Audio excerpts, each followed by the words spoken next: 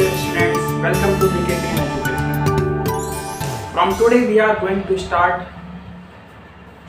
computer of class 9th.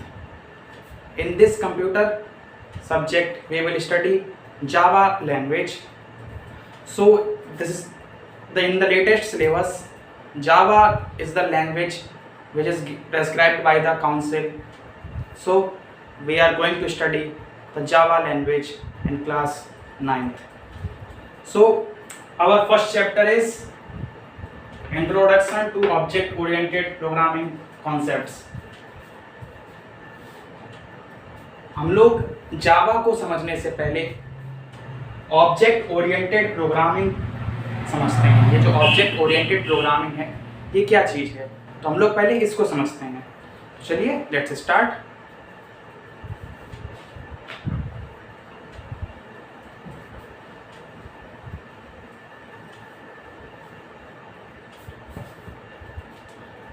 तो object oriented programming के concepts को समझने से पहले सबसे पहले तो हम लोग ये समझते हैं कि प्रोग्रामिंग क्या चीज़ होती है। मैं आपको बताता हूँ प्रोग्रामिंग क्या चीज़ होती है। सबसे पहले प्रोग्रामिंग से भी पहले एक बेसिक चीज़, what is a program. In technical language if I say a program is a set of instructions given to a computer to perform a specific task. Program जो है वो एक इंस्ट्रक्शंस का एक सेट होता है, यानी कि एक पूरे जो हम कमांड्स देते हैं कंप्यूटर को। अगर हमें कंप्यूटर से कोई वर्क कराना है तो हम उसको जो कमांड्स देते हैं उसका पूरा एक हम शीट मतलब एक हम पूरा सेट बना के देते हैं, तो उसको बोलते हैं प्रोग्राम। कई सारे प्रोग्राम हम पढ़ेंगे आगे आने वाले समय में जावा लैंग्वेज के। तो ये जो हम लोग प्रोग्राम यही होता है जब हम लोगों को अगर कंप्यूटर से कोई टास्क कंप्लीट कराना है तो जो हम उसको एक इंस्ट्रक्शंस देंगे हम लोगों को। भाई मान लीजिए अगर हमें उसको उसमें हमने कुछ मूवी देखनी है तो हम सबसे पहले क्या करेंगे, हम लोग उसके जाएंगे, मूवी जो हमें उसको सिलेक्ट करेंगे। तो मूवी प्ले करने के लिए हम लोग क्या करते हैं, हम लोग कमांड कैसे देते हैं, कंप्यूटर पे गए, हमने उस पर डबल क्लिक करा और जो मूवी एक पार्टिकुलर मूवी हमने सेलेक्ट करी थी उस पर हमने डबल क्लिक करके हमने उसको कमांड दिया कि भाई ये हमको मूवी देखनी है, तो वो कंप्यूटर ने उस मूवी को प्ले कर दिया। हमने उसको डबल क्लिक कर कर कमांड दिया था। तो उसी टाइप से अगर हम जब बहुत बड़े बड़े काम करते हैं तब हम एक सेट ऑफ इंस्ट्रक्शंस देते हैं कंप्यूटर को, उस सेट ऑफ इंस्ट्रक्शंस को प्रोग्राम बोलते हैं। So a program is a set of instructions given to a computer to perform a specific task. Okay, चलिए हम लोग अब आगे बढ़ते हैं। प्रोग्राम्स की बात करने के बाद हम लोग आते हैं प्रोग्रामिंग लैंग्वेज पे। प्रोग्रामिंग लैंग्वेज का भी एक बहुत मेजर रोल होता है किसी हम ये डिसाइड करने में कि कोई जो सेट ऑफ इंस्ट्रक्शंस यानी कि जो हमने प्रोग्राम बनाया है वो कितने प्रॉपरली वर्क कर रहा है। इसमें प्रोग्रामिंग लैंग्वेज का भी बहुत बड़ा रोल होता है। तो प्रोग्रामिंग लैंग्वेज की अगर बात करें सो programming languages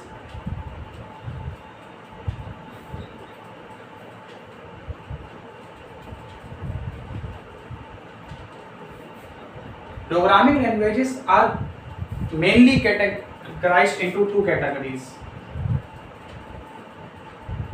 One is low level languages and the other one is high level languages.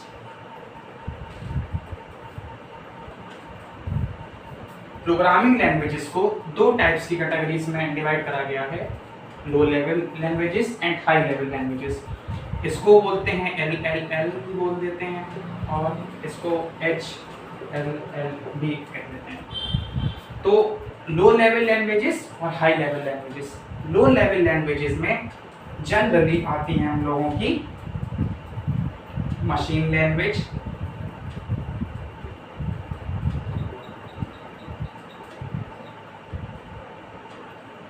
Assembly language,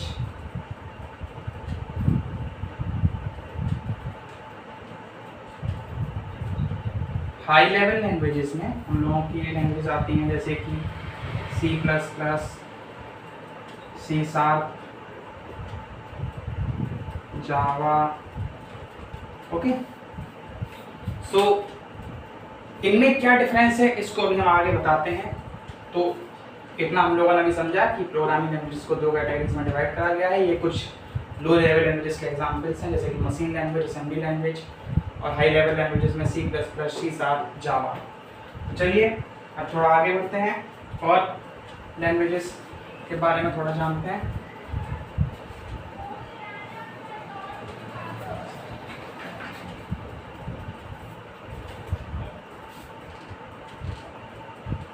low level languages,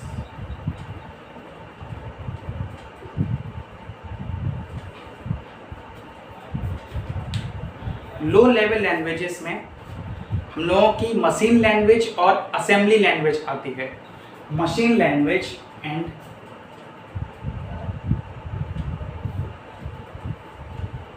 चलिए तो हम पहले मशीन लैंग्वेज की बात करते हैं। मशीन लैंग्वेज क्या होती है? मशीन लैंग्वेज में हम कंप्यूटर को डायरेक्टली कमांड देते हैं। मीन्स कंप्यूटर की ही लैंग्वेज में, कंप्यूटर की लैंग्वेज मीन्स कंप्यूटर कौन सी लैंग्वेज समझता है? मुझे लगता है आप सभी को अब तक पता होगा कि कंप्यूटर हम सिर्फ और सिर्फ 0 और 1 समझता है। इसको बोलते हैं binary language. So this is the only language which computer can understand by itself. So in machine language the instructions are given to computer in the form of 0 and 1। 0 और 1 की फॉर्म में कंप्यूटर को हम लोग instructions देते थे, एक programme बनाते थे, उससे हम कंप्यूटर को इंस्ट्रक्शंस देते थे, वो 0 और 1 की फॉर्म में होता था। तो कंप्यूटर जो है मशीन लैंग्वेज को डायरेक्टली समझ लेता था, इसमें उसे कोई दिक्कत नहीं थी। लेकिन ये हम लोगों के लिए बहुत डिफिकल्ट था। आप सोच ही सकते हैं कि कितना डिफिकल्ट होता होगा 0 और 1 से पूरा प्रोग्रामिंग कर पाना, और क्या इसका मेथड था, क्या कैसे वो प्रोग्रामिंग उस समय होती थी, वो हम लोगों के सिलेबस के स्कोप में नहीं है, तो वो हमारे लिए मैटर भी नहीं करता है। बस एक जनरल बात यह है कि मशीन लैंग्वेज एक डायरेक्टली कंप्यूटर को, मशीन लैंग्वेज से हम लोग कंप्यूटर को कमांड डायरेक्टली देते थे, ये 0 और 1 की फॉर्म में होती थी।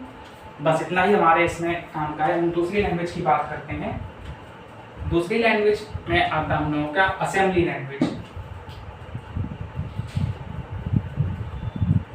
असेंबली लैंग्वेज, असेंबली लैंग्वेज में क्या होता था? असेंबली लैंग्वेज में जो कुछ स्पेशल सिंबल्स होते थे, उन सिंबल्स के द्वारा हम कंप्यूटर को कमांड देते थे और कंप्यूटर फिर टास्क कंप्लीट करता था। तो कंप्यूटर में जैसे हम लोग मान लीजिए कोई एक कमांड है, उस समय पे यूज होता था रीड, तो ये कमांड होता था रीड।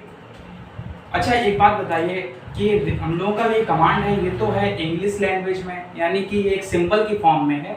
कंप्यूटर कैसे इसको समझ पाएगा? कंप्यूटर तो सिर्फ 0 और 1 की लैंग्वेज समझता है, तो how computer can understand this symbol? So here plays a very important role, here comes a very important role of assembler. Assembler, it is a converter. ये जो असेंबलर है ये कन्वर्टर का रोल प्ले करता था। Computer can't understand assembly language which is given in the form of symbols.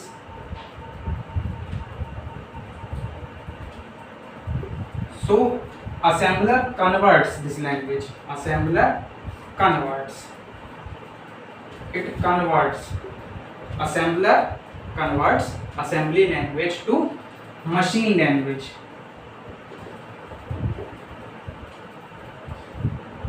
Machine language means binary language, the 0 and 1 form language which is understandable by computer directly. So assembler convert this assembly language into machine language. अच्छा तो अब हम लोग आते हैं लो language languages के बाद high level languages पे।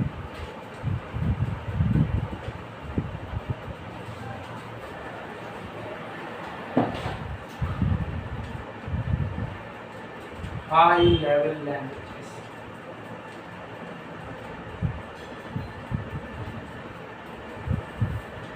इसमें हम लोगों की लैंग्वेज आती हैं जैसे अपनी जावा ही हो गई, Java, C plus plus, C sharp, Python, ये आज के टाइम पे बहुत पॉपुलर है। और पास्कल।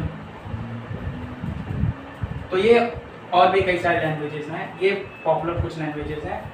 तो ये हम लोगों के इसमें हाई लेवल लैंग्वेजेस में आती है। हाई लेवल लैंग्वेजेस की ज़रूरत क्यों पड़ी? जैसा कि आप देख पा रहे थे, चाहे मशीन लैंग्वेजेस से थोड़ी असेंबली लैंग्वेज थोड़ी मतलब इजी ही क्यों ना हो, लेकिन फिर भी काफ़ी डिफ़िकल्ट थी। कितने कमांड्स आप लर्न कर पाएंगे भाई? बहुत सारे टास्क के लिए अलग अलग कई कमांड्स होते थे, तो आप कितने कमांड्स को लर्न कर पाएंगे? तो वो थोड़ा डिफ़िकल्ट पड़ता था, इसलिए हाई लेवल लैंग्वेजेस आई। इसमें ईजी के साथ साथ कई और भी फीचर्स थे, जैसे कि इसमें लूप होते थे। लूप मतलब ये है कि आप इसमें इटरेशन कर सकते हैं, आप एक ही टास्क को बार बार कर सकते थे। और भी कई सारे इसमें कुछ एक्स्ट्रा फीचर्स ऐड हो गए। तो ये लैंग्वेजेस जो हैं वो ज़्यादा यूज़फुल, ज़्यादा कंपैटिबल और ज़्यादा इजी रही हम लोगों के लिए। जो लो लेवल लैंग्वेजेस होती थी वो कंप्यूटर के फेवर में होती थी कि कंप्यूटर को कैसे इजी रहेगा हम लोग जो प्रोग्राम है उसको समझना। लेकिन ये जो हाई लेवल लैंग्वेज होती हैं ये यूज़र के लिए, जो यूज़र यानी कि जो प्रोग्रामर होता है उसके लिए ज़्यादा फेवर होती हैं। ये कंप्यूटर फ्रेंडली नहीं, ये प्रोग्रामर फ्रेंडली लैंग्वेजेस हैं। और जो पिछली वाली थी लो लेवल लैंग्वेजेस, वो आप कह सकते हैं कि वो कंप्यूटर फ्रेंडली लैंग्वेजेस थी। तो हाई लेवल लैंग्वेजेस में इस टाइप ये लैंग्वेजेस आती हैं। अच्छा, हाई लेवल लैंग्वेजेस में जो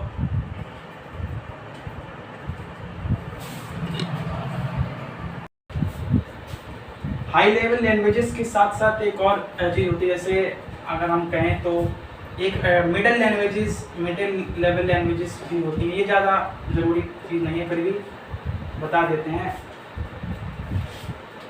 इसकी कैटेगरी में यही हमारी C++ लैंग्वेज और C लैंग्वेज, ये दो लैंग्वेज हैं, ये आ जाती हैं। ऐसा इसलिए कि मिडिल लेवल लैंग्वेजेस इसलिए कह देते हैं इनको क्योंकि ये यूज़र फ्रेंडली भी होती हैं, ये प्रोग्रामर फ्रेंडली भी होती हैं और कंप्यूटर फ्रेंडली भी होती हैं। ये दोनों के फेवर में होती हैं, इसलिए इनको हम मिडिल लेवल लैंग्वेजेस कह देते हैं, क्योंकि उनके भी फेवर में होती हैं और अपने फेवर में होती हैं। तो कोई इसमें मतलब कोई हार्ड एंड फास्ट चीज़ नहीं है, ये नॉर्मल चीज़ वही है। चलिए अब आगे बढ़ते हैं।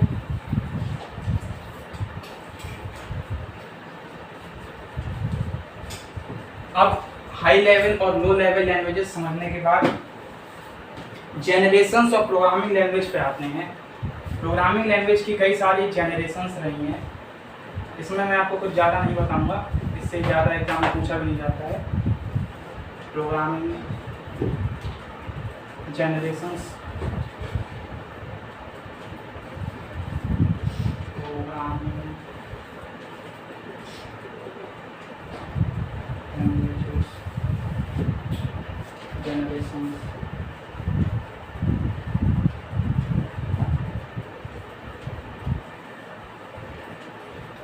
तो प्रोग्रामिंग लैंग्वेज की जनरेशंस की अगर बात करें तो प्रोग्रामिंग लैंग्वेज के जनरेशंस में फर्स्ट ऑफ ऑल तो आती है हम लोगों की यानी कि हैं तो फर्स्ट ऐसे ले लेते हैं, फर्स्ट जनरेशन लैंग्वेज।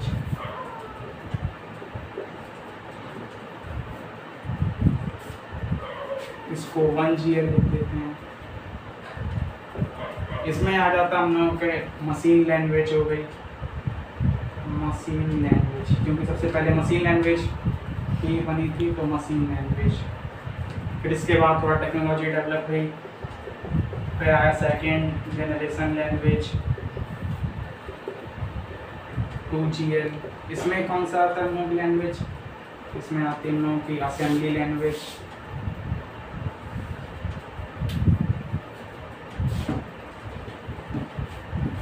इसके बाद आती है third generation,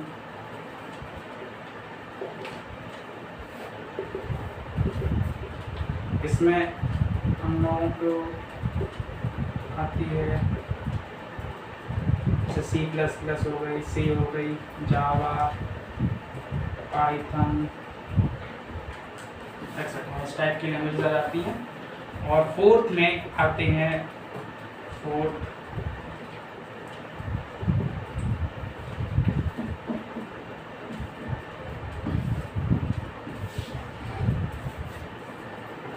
fourth level languages में आ जाते हैं हम लोगों के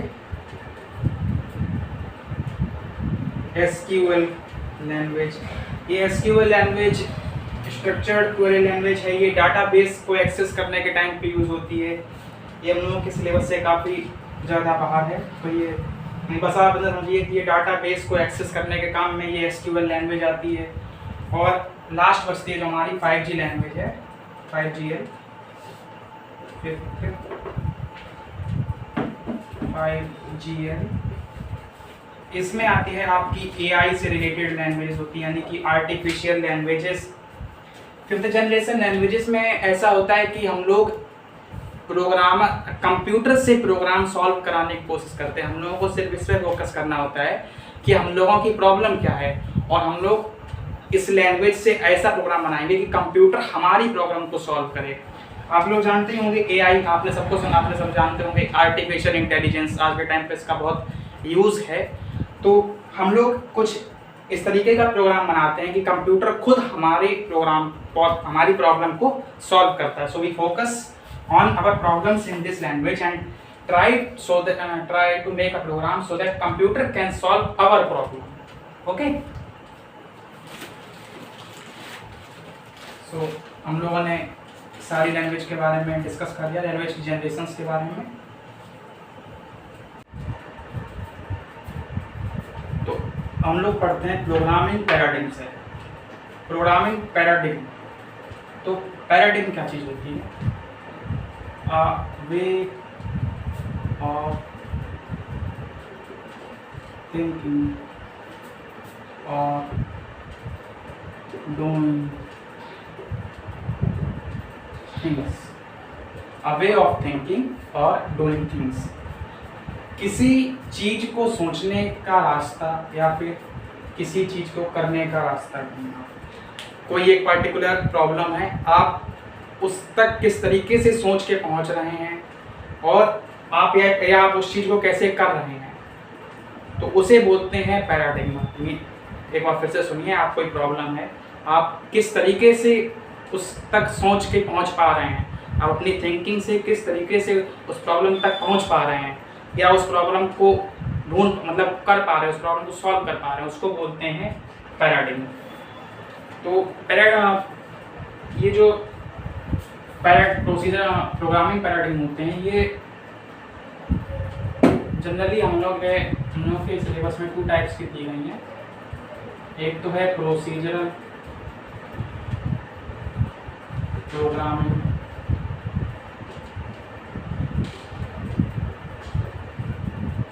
paradigm,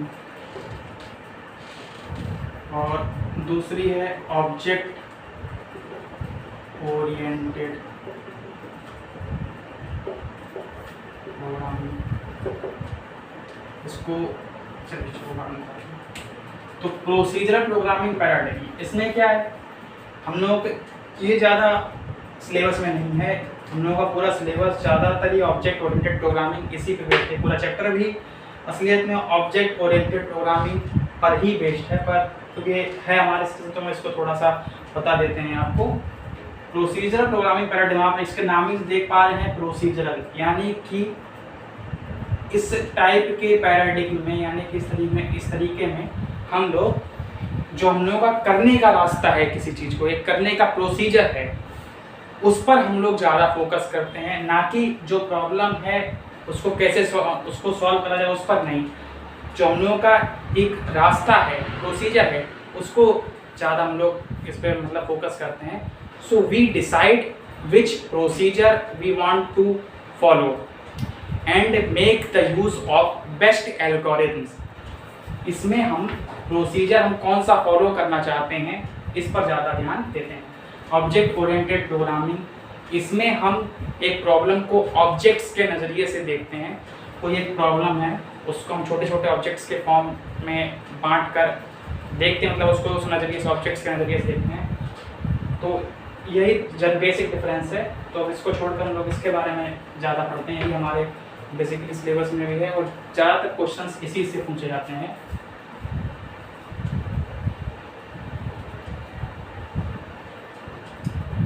So here comes our main topic, object oriented program.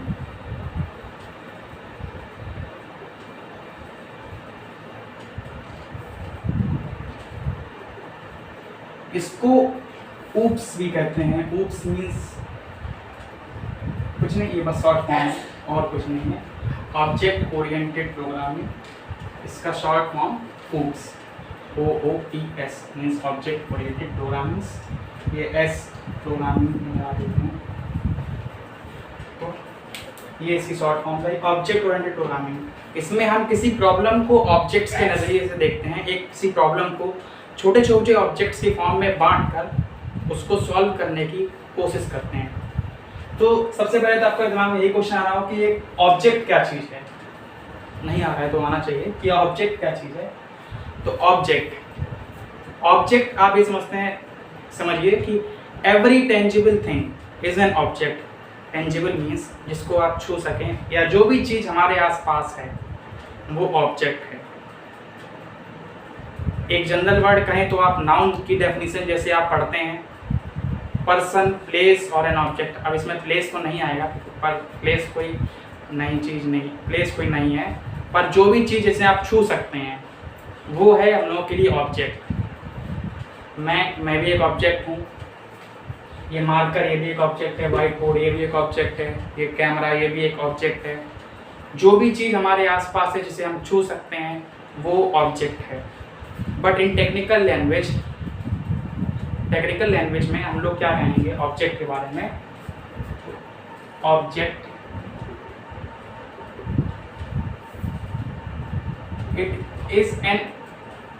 it is an identifiable entity. It is an identifiable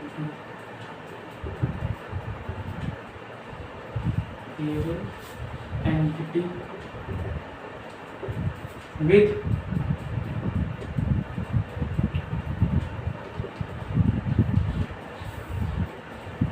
some special characteristics and behavior. Object क्या है? ऑब्जेक्ट जो है एक आइडेंटिफिएबल एंटिटी है, एक चीज है, ये समझ लीजिए आप, एक थिंग है जिसकी कुछ अपनी ही कैरेक्टरिस्टिक्स हैं और अपना ही बिहेवियर है। कैरेक्टरिस्टिक्स यानी कि सबके अपने अपने कैरेक्टरिस्टिक्स होते हैं, जैसे कि मेरा फेस है, मेरी नोज़ है, मेरे ईयर्स हैं, सबके अपने अपने कैरेक्टरिस्टिक्स होते हैं और सबका अपना अपना बिहेवियर होता है। जैसे कि आप अगर हम यहाँ पे फ़ैन की बात करें तो फ़ैन का क्या है बिहेवियर? अगर वो मान लीजिए अभी इसका बिहेवियर क्या है, मूव करता है, ये अपनी जगह पे रोटेट करता है, इसको बोलते हैं, तो इसका बिहेवियर क्या हुआ? रोटेट करने वाला।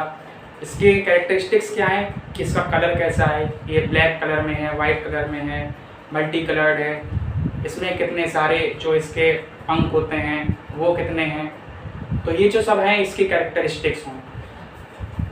सो ये जो हम लोग ऑब्जेक्ट है ये यही होता है कि एक आइडेंटिफाइबल एंटिटी है, इसके पास उसके कुछ कैरेक्टरिस्टिक्स और बिहेवियर हैं। अच्छा, कैरेक्टरिस्टिक्स तो किसी चीज़ के ऐसे दिख जाते हैं और बिहेवियर, पहले टेक्निकल कंप्यूटर की हमारे मतलब कंप्यूटर की अगर लैंग्वेज में बात करें तो जो हम लोगों के यहाँ पे कोई ऑब्जेक्ट जिसको हम एक प्रोग्राम में कोई ऑब्जेक्ट अगर हम चुनते हैं तो उसका एक अपने कैरेक्टरिस्टिक्स होता है, वो अपना एक अलग उसकी मतलब पहचान होती है और ये उसका बिहेवियर भी अलग होता है। अच्छा, उसका बिहेवियर ऑब्जेक्ट का कैसे पता चलता है? उस ऑब्जेक्ट का बिहेवियर उससे एसोसिएटेड फंक्शन से पता चलता है। It's behaviour is expressed by it's associated functions. अब ये फंक्शंस क्या होती हैं? ये फंक्शंस आप आगे पढ़ेंगे, इसके ऊपर तो पूरा चैप्टर है मेथड्स या फंक्शंस, तो ये आप आगे पढ़ेंगे। बस अभी आप एक सिंपल एग्जांपल, अब मान लीजिए एग्जांपल लेते हैं, मान लीजिए एक ऑरेंज है, तो ऑरेंज कैसा होगा, उसकी कैरेक्टरिस्टिक्स क्या होंगी कि वो किस कलर में है, उसका शेप क्या है, बिहेवियर क्या होगा उसका कि वो टेस्ट कैसा करता है, ये उसका बिहेवियर हो जाएगा।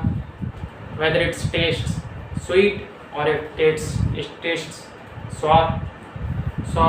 तो ये उसका ऑरेंज का एग्जाम्पल हो गया। तो इस तरीके से कई सारे आप एग्जाम्पल ले सकते हैं। कंप्यूटर के अगर आप नज़रिए से देखेंगे तो आपको बस इतना ही अभी आप समझ सकते हैं कि ये एक स्पेशल एंटिटी है जिसका एक खुद की पहचान होती है। प्रोग्राम में, ये प्रोग्राम की बात कर रहे हैं यहाँ पे, चलिए कोई प्रोग्राम हम लिखते हैं तो उसमें एक पार्टिकुलर जो स्टेटमेंट होता है उसको बोलते हैं एक ऑब्जेक्ट, और उसके अंदर जो फंक्शंस होते हैं यानी कि जो ये मेथड्स हमने यहाँ पे लिखे हैं उससे उसके बिहेवियर का पता चलता है कि वो क्या काम करेगा, कैरेक्टरिस्टिक्स उसकी अपनी होती हैं। ये और अच्छे से आप समझेंगे कुछ समय बाद। अगर आपके समझ में अभी नहीं आ रहा है बहुत अच्छे तरीके से तो कोई परेशान होने वाली बात नहीं है। मुझे उम्मीद है कि आपको जनरल वे में तो एक समझ में आ गया होगा कि ऑब्जेक्ट क्या होता है। एवरी टेंजिबल थिंग जो भी हमारे आसपास दिख रही है सबका एक अपना बिहेवियर है, सबके अपने अपने कैरेक्टरिस्टिक्स हैं। तो ये तो जनरल वे में बात हो गई। अगर कंप्यूटर की लैंग्वेज में अगर बात करें तो हो सकता है आपके समझ में अभी ना आ रहा हो, तो आप परेशान मत होइएगा। ये जैसे जैसे आप आगे बढ़ेंगे आपको समझ में आता जाएगा। जब आप प्रोग्राम जैसे जैसे आगे पढ़ना शुरू करेंगे वैसे वैसे आपके समझ में आता जाएगा। तो ऑब्जेक्ट के लिए आप अभी बस नहीं समझिए, और इसके बाद आते हैं हम लोग क्लास पे।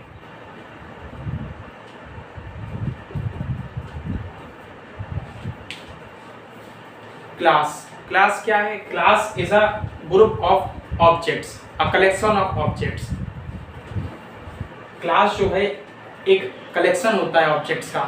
मान लीजिए आप अपने स्कूल के क्लास को समझिए, आप अपने स्कूल के क्लास समझिए तो, और उसमें जो उस क्लास में जो आप हैं वो ऑब्जेक्ट्स हैं। आप, आपका फ्रेंड और भी जो सारे स्टूडेंट्स हैं, तो so the students in that class are its objects. जो स्टूडेंट्स हैं वो सारे ऑब्जेक्ट्स हैं। हर स्टूडेंट्स के अपने कैरेक्टरिस्टिक्स हैं, अपना बिहेवियर है, और उस जो ग्रुप ऑफ स्टूडेंट्स है उसे मिलाकर एक क्लास बनता है। Okay, so a class is a blueprint representing group of objects that share common properties and relationships.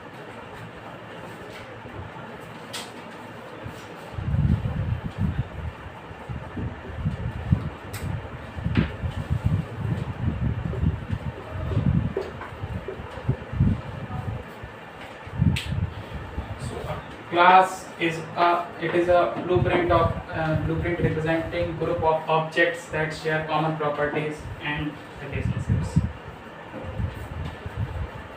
तो ये तो हम लोग बेसिक कॉन्सेप्ट्स ऑफ OOPS पढ़ेंगे, मींस ऑब्जेक्ट ओरिएंटेड प्रोग्रामिंग। इसके बेसिक कॉन्सेप्ट्स को पढ़ेंगे। सो हमारा पहला कॉन्सेप्ट है data abstraction. Now what is data abstraction? It is the act of representing only essential features, hiding background details and explanations. इसमें इसका मतलब है कि हम लोग, चलिए मैं अच्छा पहले डेफिनेशन देता हूँ फिर बताता हूँ। It is the act of representing only essential features, hiding background details and explanations। Data abstraction का मतलब होता है कि इसमें सिर्फ हमारे लिए जो जरूरी फीचर्स होते हैं, those features which are necessary, which are required by us, which are essential for us, are only shown, and the rest background details and other functioning is hidden from us।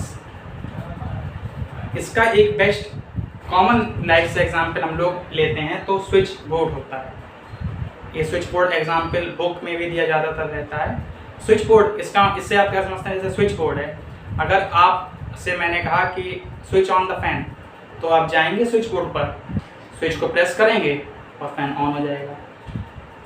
Hair do you need any internal circuitry information और any background details regarding wires connections और anything else? No, आपको इसके अंदर से जुड़ी कोई भी चीज़ की ज़रूरत नहीं है। इसके अंदर वायर्स के क्या कनेक्शन है, कैसे आपने स्विच प्रेस करा, अंदर क्या फंक्शनिंग हुई कि ये फ़ैन ऑन हो गया, इसके आपको जानने की कुछ ज़रूरत नहीं है। आपका वर्क सिर्फ इतना है कि आपको जाना है, स्विच प्रेस करना है और आपका जो फ़ैन है वो ऑन हो जाएगा और कुछ वर्क आपको नहीं करना है। So this is the only thing which you need to understand कि आपको सिर्फ उन्हीं चीज़ें तक आपको सिर्फ वही चीज़ें आपको एक्सपोज रखी जाएंगी जो कि आपके लिए ज़रूरी हैं, बाकी सारी चीज़ें आपसे छुपा ली जाएंगी। इस तरीके के एक्ट को बोलते हैं data abstraction. The act of representing only essential features, सिर्फ एसेंशियल फीचर्स को रिप्रेजेंट करना या शो करना, बाकी सारी बैकग्राउंड डिटेल्स और एक्सप्लेनेशंस को हाइड करने की एक्ट को हम डेटा एक्सट्रैक्शन बोलते हैं। एक दूसरा एग्जांपल मैं आपको जल्दी से बताता हूँ, ब्रेक, कार में ब्रेक लगाने का। ये भी एग्जांपल ज़्यादातर बुक्स में दिया होता है। कार में ब्रेक आप अपना, मान लीजिए अगर आपको कार चलानी आती है तो आपको अगर ब्रेक लगानी है तो आप क्या करते हैं, सिंपली आप पैर से ब्रेक को पुश कर देते हैं, ब्रेक लग जाती है। बट क्या उसके अंदर की फंक्शनिंग के बारे में आपको कुछ नॉलेज होती है कि आपके ब्रेक को प्रेस करने पर क्या हुआ, क्या उसके अंदर फंक्शनिंग हुई, क्या चेंजिंग हुई, कुछ आपको पता नहीं होता है। आपका बस इतना ही आपके लिए एक्सपोज रखा जाता है, जितना आपके लिए ज़रूरी है उतना ही आपको दिखाया जाता है कि आपको ब्रेक प्रेस करना है तो आपको ब्रेक का एक पैड दिया जाता है, आप उसी को प्रेस करते हैं तो ब्रेक लग जाती है। आपको सिर्फ वो पैड ही ब्रेक वाला वो दिखाया जाता है, ना कि कुछ और। तो यही है रिप्रेजेंटिंग ओनली एसेंशियल फीचर्स। सिर्फ यही आपके लिए एक एसेंशियल फीचर भी है कि आपको प्रेस करने के लिए कुछ चाहिए तो ब्रेक पैड है, यही आपको दिखाया गया है। Hiding background details and explanations, क्या अंदर की फंक्शनिंग है, क्या इंटरनल उसकी मशीनरी है, ये आपसे हाइड कर दिया गया है। क्यों? क्योंकि आपके यूज़ की है ही नहीं। बैकग्राउंड डिटेल्स एंड एक्सप्लेनेशन को हाइड कर दिया जाता है। ओके, तो मुझे लगता है आपको ये समझ में आ गया होगा। कंप्यूटर में प्रोग्रामिंग में इसका भी एक बहुत बड़ा यूज़ है। आप जैसे जैसे आगे प्रोग्राम बनाएंगे, सीखेंगे, वैसे वैसे आपको इसका यूज़ समझ में आता जाएगा। हो सकता है इस समय पर आपको कुछ कॉन्सेप्ट्स जो कि इससे संबंधित हैं वो ना समझ में आ रही हों। आपको कॉमन लाइफ से तो वो बहुत अच्छे समझ में आ जाएंगे, लेकिन जब आप उसको कंप्यूटर के से जोड़ने की कोशिश करेंगे, कंप्यूटर से रिलेट करने की कोशिश करेंगे, तो हो सकता है आपको थोड़ा कॉम्प्लेक्स लगे, थोड़ा कंफ्यूजिंग लगे। तो आप उसके लिए बिल्कुल भी परेशान ना हो। जैसे जैसे टाइम के साथ साथ आपको प्रोग्राम बनाना आएगा, आपको सारी चीज़ें बिल्कुल क्लियर होती जाएंगी। ओके, चलिए हम लोग दूसरा देखते हैं कॉन्सेप्ट। दूसरा है हम लोगों का encapsulation. So what is encapsulation? Encapsulation, wrapping up of data and its associated functions। किसी डेटा को उससे एसोसिएटेड फंक्शंस को एक रैप कर देना, इकट्ठा कर एक पैक कर देना, ये समझ लीजिए, उसको बोलते हैं एनकैप्सुलेशन। अगर आप ध्यान से देखें तो ये दोनों टर्म एक दूसरे से रिलेटेड हैं और मोर प्रॉपरली अगर देखें तो ये कह सकते हैं कि in a way encapsulation implements data abstraction. Encapsulation implements data abstraction। encapsulation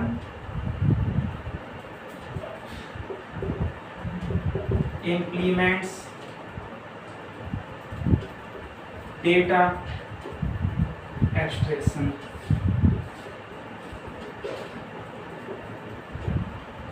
इसका मतलब क्या हुआ?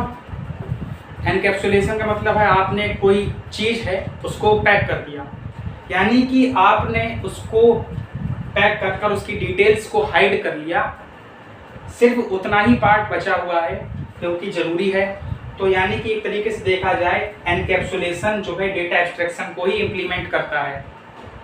डेटा को आपने एक जगह पर बांध दिया, पैक कर दिया, तो इसकी वजह से उसकी डिटेल्स जो हैं वो हाइड हो गई, ओनली एसेंशियल फीचर्स हैं available. So in this way encapsulation implements data abstraction. Okay, चलिए और आगे बढ़ते हैं।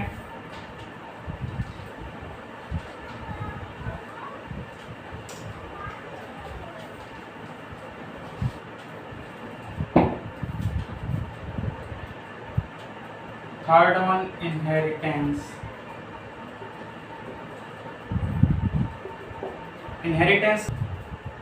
Inheritance, it is the capability of one class to inherit or acquire the properties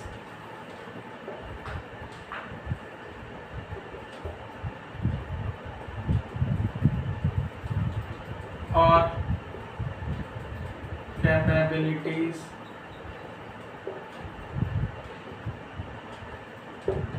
of another class। Inheritance का मतलब होता है कि किसी एक क्लास की कैपेबिलिटी वो दूसरे क्लास की प्रॉपर्टीज को अपने अंदर इनहेरिट कर पा रही है। इसका भी एक कॉमन लाइफ से एग्जांपल अगर लें तो जैसे कि आप हैं, आप एक क्लास मानिए, आप अपने पेरेंट्स को एक क्लास मानिए, तो you are capable of inheriting the properties of your parents to yourself. आपके पास ये कैपेबिलिटी है कि आप अपने पेरेंट्स की प्रॉपर्टीज को इनहेरिट कर सकते हैं। You can acquire the properties of your parents, this is inheritance. ये आपने शायद बायोलॉजी में भी ये टर्म पढ़ा होगा, इनहेरिटेंस। इनहेरिटेंस से रिलेटेड दो और टर्म्स भी हैं, एक होता है base class. So the class whose properties are inherited,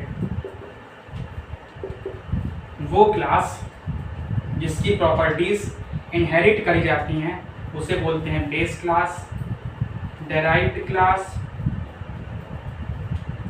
यूं कहें एक और नाम है इसका तो सब class. This is the one class which acquires the property of another class. The class which inherit or acquires the property of another class. Acquires the property of another class या base class, क्योंकि इसी properties तो inherit करी जाती हैं, तो यहाँ पे आप बेस क्लास भी लिख सकते हैं, base class. Okay, derived class तो वो क्लास जो प्रॉपर्टीज इनहेरिट करती है, और बेस क्लास जिसकी प्रॉपर्टीज इनहेरिट करी जाती हैं। एक और एग्जांपल देते हैं एक स्टूडेंट का, ये बुक में भी एग्जांपल दिया रहता है। एक स्टूडेंट जो है वो एक पर्सन हो सकता है, या चलिए ये छोड़िए एग्जांपल, आपको पुराना वाला एग्जांपल ही बताते हैं। मान लीजिए आप हैं, आपने अपने पेरेंट्स से प्रॉपर्टीज इनहेरिट करी हैं। You have acquired properties from your parents और you have inherited properties from your parents. Let's so in this example you are the derived class, you are derived from your parents, इस example में आप जो हैं derived class हैं और आपके जो पेरेंट्स हैं वो बेस क्लास हैं। डेराइव्ड क्लास जो है बेस क्लास के प्रॉपर्टीज को इनहेरिट करता है, means you have inherited the properties of your parents which is your base class, and the base class is the one whose properties are inherited, means आपके parents जो हैं इस example में base class हैं क्योंकि उनकी प्रॉपर्टीज आपके द्वारा इनहेरिट करी गई हैं। अच्छा, एक और बात होती है कि बेस क्लास की सारी प्रॉपर्टीज हो सकता है ये डेराइव्ड क्लास के पास हो, मगर ये इसका रिवर्स जरूरी नहीं है कि डेराइव्ड क्लास की भी सारी प्रॉपर्टीज बेस क्लास के अंदर हों, ऐसा कोई जरूरी नहीं है। आपके मदर फादर या आपके पेरेंट्स की प्रॉपर्टीज आपके अंदर हो सकती हैं, हो सकता है सारी प्रॉपर्टीज आपके अंदर हो, आपने एक्वायर करी हो, बट ये नेसेसरी नहीं है कि जो प्रॉपर्टीज कुछ एक्स्ट्रा आदतें, हो सकता है आपकी शरारती वाली आदतें आपके पेरेंट्स के अंदर हों, ये जरूरी नहीं है। आपके पेरेंट्स की अच्छी आदतें आपके अंदर, आपके पेरेंट्स की सारी अच्छी आदतें आपके अंदर आई हैं, सारी अच्छी प्रॉपर्टीज आपके अंदर आई हैं, दिस इज ट्रू, बट आपकी जो गलत आदतें हैं वो भी आपके पेरेंट्स के अंदर हों, ऐसा कोई ज़रूरी नहीं है। सो बेस क्लास की सारी प्रॉपर्टीज जो है वो डेराइव्ड क्लास के अंदर हो सकती हैं, मगर डेराइव्ड क्लास की सारी प्रॉपर्टीज बेस क्लास के अंदर हों, ऐसा कोई ज़रूरी नहीं है। ओके, मुझे लगता है क्लियर हो गया होगा। अब आगे बढ़ते हैं, last topic, last concept,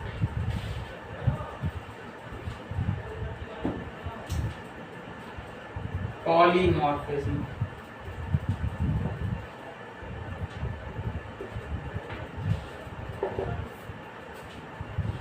ability to take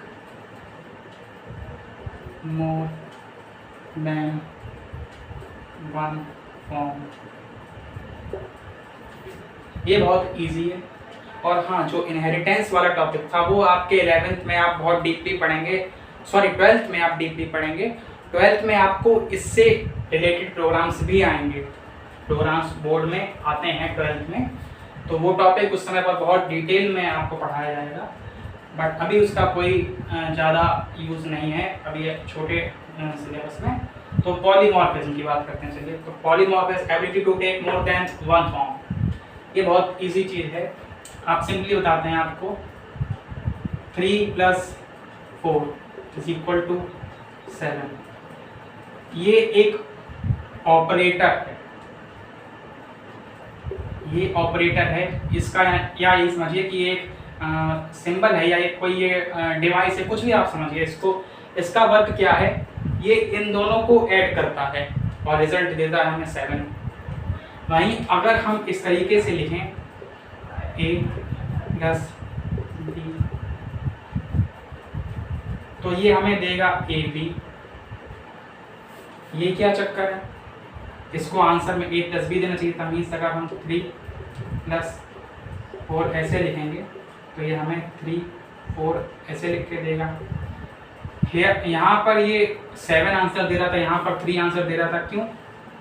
ये पॉलीमॉर्फिज्म की वजह से। पॉलीमॉर्फिज्म का मतलब ये है कि एक ही चीज़ के अंदर ये एबिलिटी होना कि वो अलग अलग टाइम पर अलग अलग रोल प्ले कर सकता है, अलग अलग फॉर्म ले सकता है। यहाँ पर ये जोड़ने का काम कर रहा था, ऐड करने का काम कर रहा था ये ऑपरेटर, यहाँ पर ये कॉन्केटिनेशन का काम कर रहा है। इसे आप आगे पढ़ेंगे, इसमें एडिशन नहीं होता है, इसमें जो कुछ भी लिखा होता है उसको इकट्ठा कर जोड़कर साइड में लिख देते हैं, साइड में आ जाता है, मतलब इसको जोड़ दिया जाता है, जोड़ के इकट्ठा कर दिया जाता है, ये समझिए। जब 3 और 4 लिखा था तो 3 4 हो गया, ज्वाइन कर दिया गया इसको। तो यहाँ पर ये जो है वर्क करता है इसको ज्वाइन करने का, और यहाँ पर ये क्या वर्क करता है, इसको ऐड करने का। सो ये दोनों में डिफरेंस है, एक ही ऑपरेटर अलग अलग जगह पर अलग अलग फॉर्म लेकर अलग अलग वर्क कर रहा है। Ability to take more than one form. Okay,